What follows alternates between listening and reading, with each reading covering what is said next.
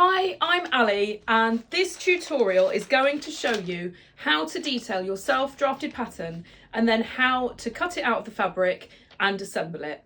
I've had several requests now from people who are very new to sewing, who are not quite sure what it means to cut something on the fold, what notches are, and asked if I could make a tutorial to show the absolute basics. This tutorial is going to show you how to detail your pattern pieces when you make them, how to draw on and then mark on the fabric all of the notches, the grain line, the fold line, all of these things, and then how to cut it out and put it into a garment or a sample.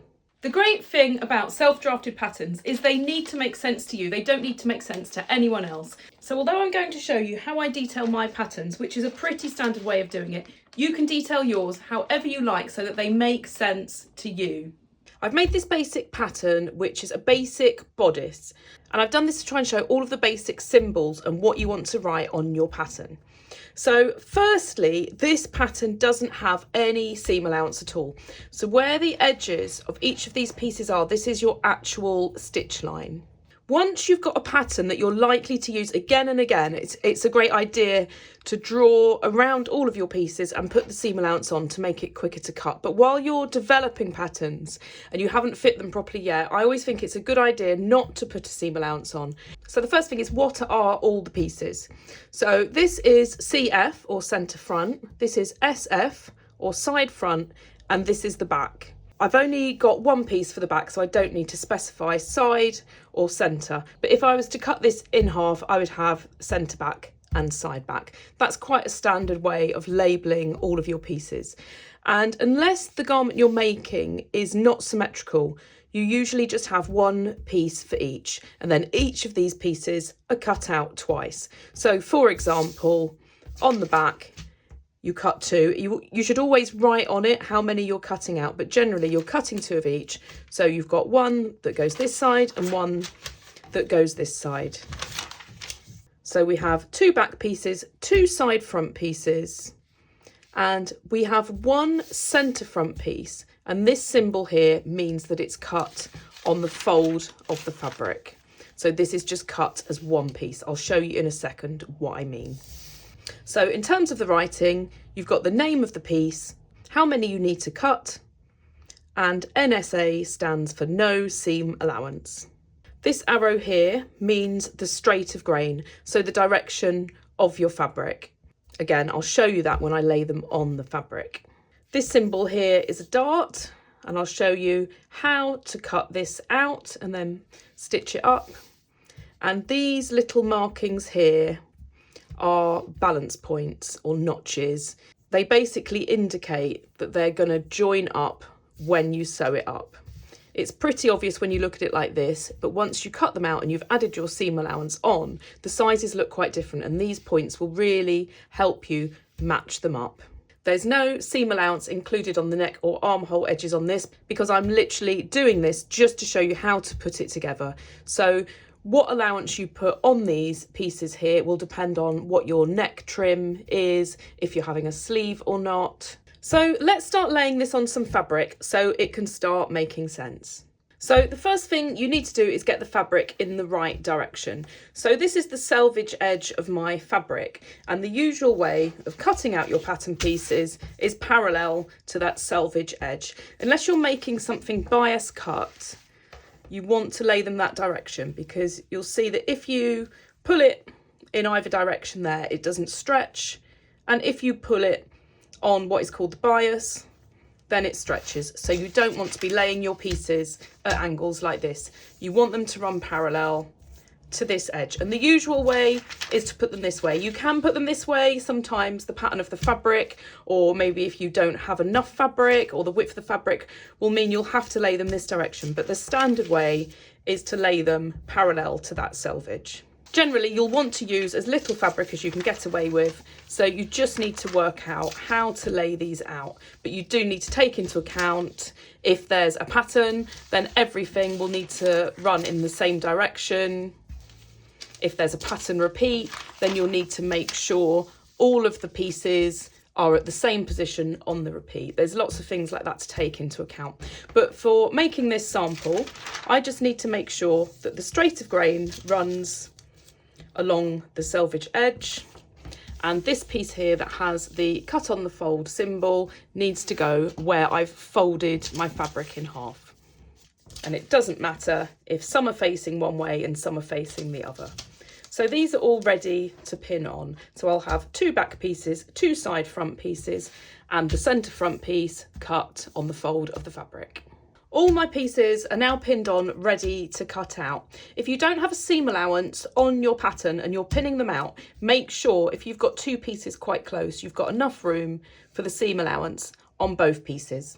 So I'm going to cut these out. This is just a sample, so I'm not going to add a seam allowance on the neck or the armhole or at the waist seam, but I'm going to put a seam allowance everywhere that I'm going to sew up a seam.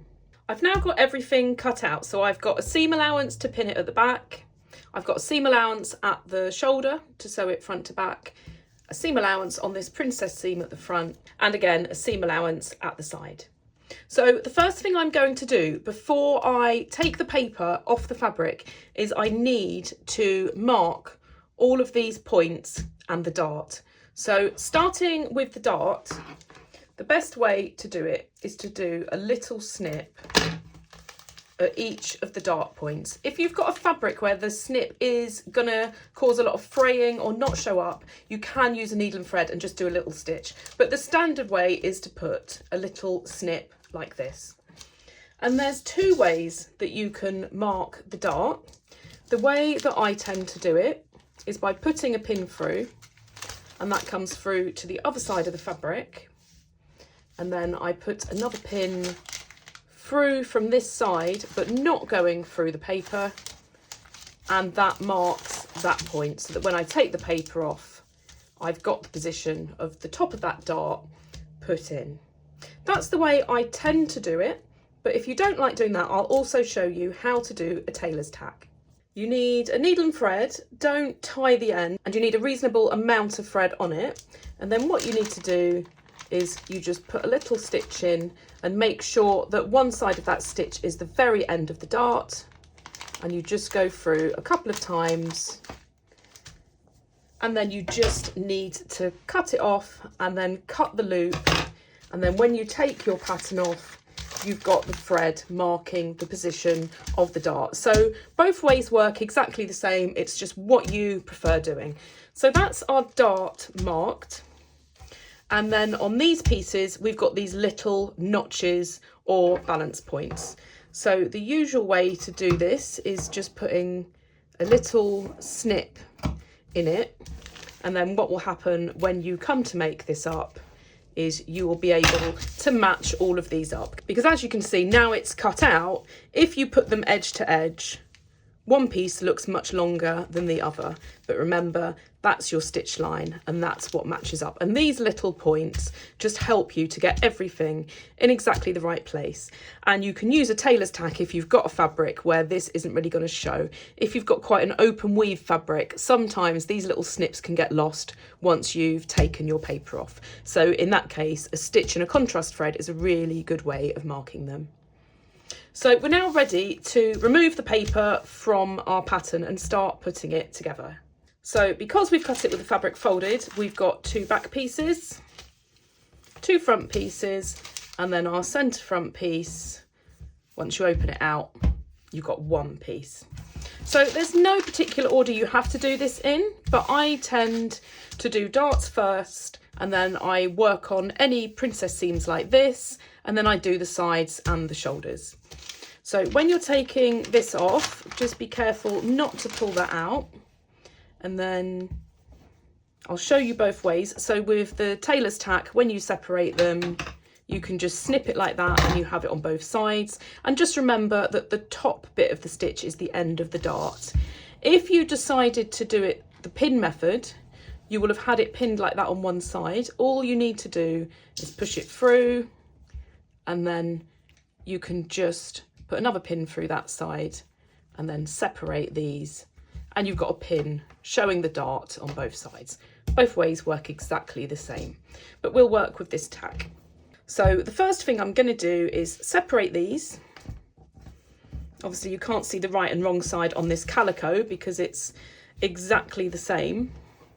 But if you've got a fabric with a print or anything, you want to be sewing on the wrong side so that your right side is the neat side. And then what you need to do is you need to match the little snips up and put a pin there. And then your stitch or your pin marks the top of the dart, and I always like to put a pin going in this direction to the very tip of the dart so you know exactly where to stop. And then a good way to make sure you keep it straight is just to lay a ruler next to it and just put a few pins along the way, and then that's your stitch line. So that's the dart on one side ready to sew, and I just need to mark the other side exactly the same and get those sewn up. If you're using a tailor's tack, just pull these threads out before you start sewing because you don't want to get that all caught up in your stitches. These back darts are now both sewn up, so that's what it looks like on the wrong side. So I always press them to the side, and it's good to press as you go along when you're making something like this. So we'll put those aside for a second. And the next thing we're going to do is this princess seam. So as I said, it looks like it doesn't match up once you take the paper off, and that's when these notches come in really handy. So I always find it easier to do if I use the rounder and the piece with the bigger edge underneath. So I always start at the easiest edge, which is on this one, the waist, because it's straight. And then I've got this first notch here, so I make sure that that matches up, and then I just find my next notch, and I prefer to put the pins in once you're going around a curve sideways like this, and then I'll match up the other one and put that one in there. And then when you get to this point here, these shouldn't match up here. I've got a 1.5 centimetre seam allowance, and you'll see here that the point where they match up is exactly 1.5 centimetres from the edge. That's where we need to start stitching. Once you've got these pieces in place, you can pin in between. So it depends how much give your fabric has got, how easy that is to do. Sometimes you will end up having to put a few little snips in here to be able to ease that on because you have a bigger piece at the bottom than at the top. You can see how it doesn't lay nice and easy. So what I'm going to do, once I've matched these up, then I'll put the snips in. Don't do it before because then you're not going to be able to find which ones are your notches. So I'm just going to put a few little snips in there. And that should make that much easier to pin together around that curve. So I just start from either side and then see if it meets up in the middle. And if it doesn't, if it's still a bit puckered, then you might need to cut these slightly longer or a few more of them. Just don't cut them too close to where you're going to stitch because you don't want this fabric starting to fray. And then this piece down here doesn't have so much of a curve, so a couple of little snips is enough to be able to match that up. So that's now all pinned and ready to sew on. So just make sure you haven't got anything caught up or puckered. So I need to just do exactly the same on this other side. And this is the princess seam sewn up. So it's all pressed to the side, and you might want to trim this or put a few more snips in to get it to lay flat when you're making an actual garment. But for the purpose of a sample, it doesn't really matter.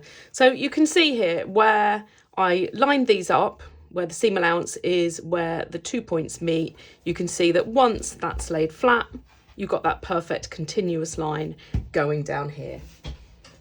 So if you're trying it on, you want to check out the sample, you can just snip that little piece off. So that's the front done and the two backs. So the last bit to do is join everything together. So you just lay the right sides together, and all I need to do is sew up my shoulders and my sides. So I'm just going to put a couple of pins on the side seam and a couple of pins on the shoulder, and I need to do this on both sides, and then that's ready to sew up and complete my sample. And that's it, that's everything sewn up. So hopefully this video has covered everything you need to know to turn a paper pattern into a garment that you can put on, whether it's for a sample or it's the beginnings of making an actual garment.